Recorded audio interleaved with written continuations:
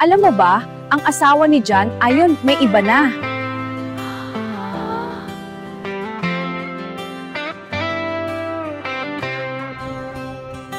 Umaga pa lang, may ingay na sa kanto.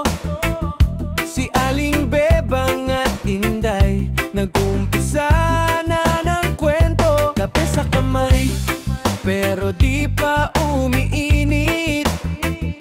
Yung sisis nila, mas mainit pa sa init. Abay teka lang, may rice cooker sa mesa. Pero bakit walang sinaing? Naku po, teka, kwentuhan ng kwentuhan, hindi napansin. Ang kaldero, nakanganga pa rin. Hoy mga marites, reggae-reggae ang galaw. Umaga pa lang, ang saya niyong sumigaw. Pero bago magtsika ng bongga at todo, magsaing muna kayo ng may kanin mamayang tanghaliyo.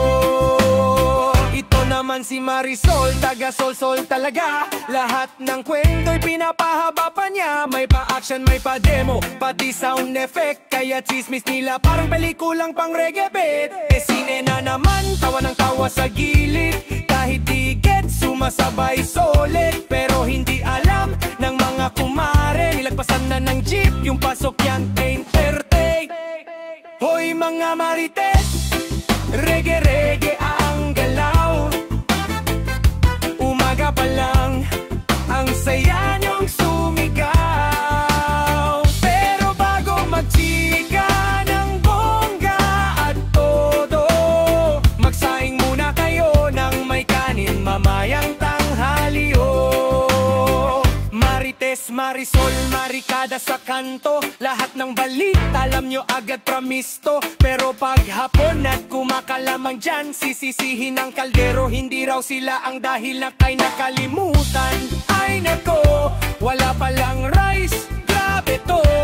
Reggae pa rin, sige lang bato-bato sa langit. Pero sana may ulam pagdating ng gabi.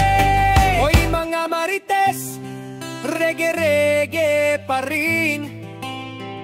Kahit gutom, sige ang kwento, ayaw tumigil. Next time bago magbalita, mula Batanes hanggang Jolo, magsaing muna kayo para hindi puro chismis ang laman ng plato.